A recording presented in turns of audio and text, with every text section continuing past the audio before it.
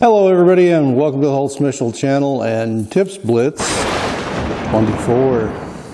Here a few years back, Emma from Emma's Spare Room Machine Shop got this whole thing going with the Tips Blitz, got other creators to jump in on the whole concept, and I thought it was a pretty good idea. So if any of the other creators out there that are following along with the channel, you see this video, you know, I sent out an email to a lot of the guys that I sent shout outs for in one of my last videos. So if any of you guys are watching, you know, why don't you jump in and continue on with the tradition, so to speak, and do your own version. For me, it was a pretty good it was a boon to the channel. I picked up several hundred subscribers on that, and so and then lots more views.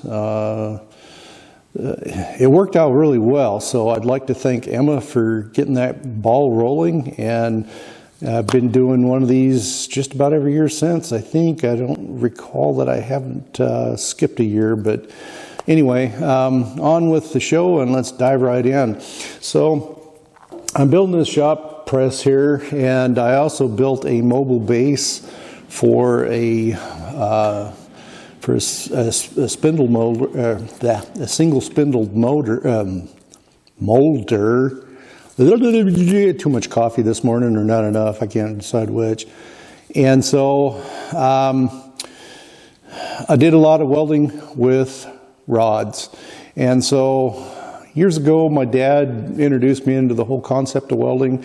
I took some welding courses in college and, you know, expanded my knowledge base immensely there, but I am by no means any kind of expert on the subject of welding. So anything you see in today's video, please do not take it to the bank and think that, okay, this is the gospel. It's not. It's just kind of a general outline of you know, the experiences I've had over the years, and I'd just like to pass on some of the knowledge that I've gained over the years to the folks out there who don't have that experience base. So with that, I'm going to be using a different camera for some of the footage because I didn't want to burn up the chip in this camera here because it's kind of expensive, so I just used a different camera, a cheaper, older camera, and so the quality isn't going to be near as good, but keep in mind that, you know, the concepts are all the same. Well, here's some rod that I'm using. This is fin cord. It's a 6013 variant. Now here in Europe, 7018 is on the market. You can get it.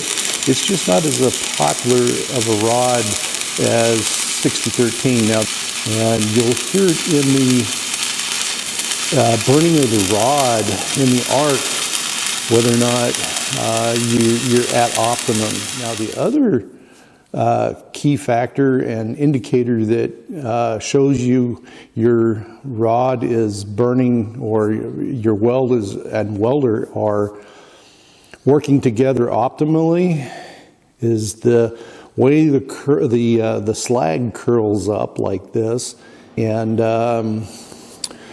peels off all on its own. You basically don't have to really start thumping on it or anything like that. You can just take your finger like this and touch it, and poof, it falls right off.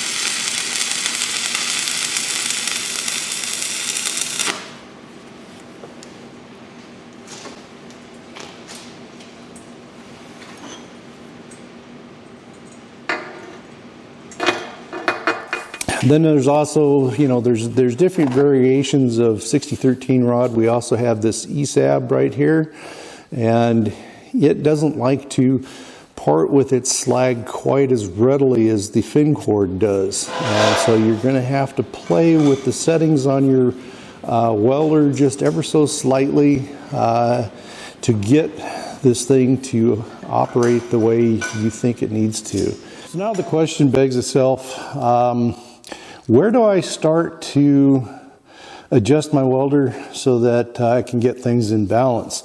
Well, on every package of welding rod from a reputable manufacturer, you'll get information on there of one, here's, we'll take a look at the package here. One, the size of the rod, then two, the lot number and the charge and all that kind of good stuff, and then you'll get an amperage range. It'll also give you a little symbol of what positions that the rod is suitable for.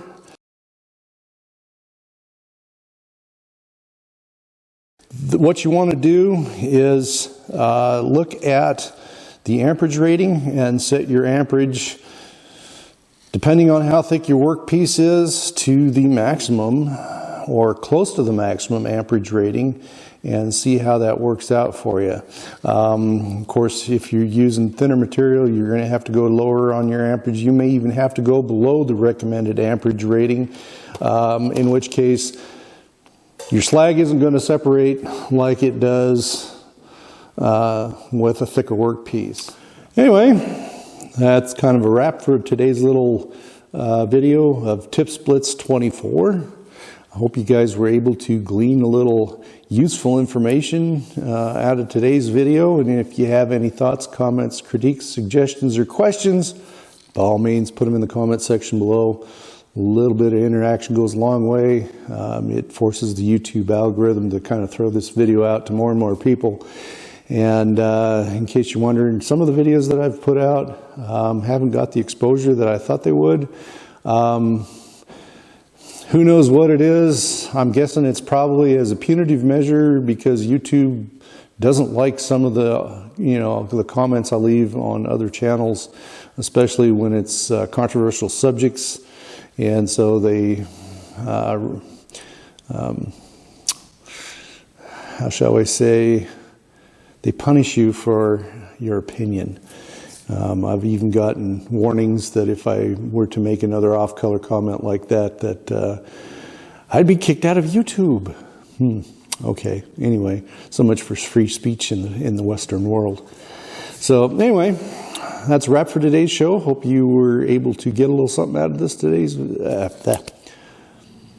So that's a wrap for today's video. I hope you were able to get a little something out of it, and hope to see you guys again soon in the next video.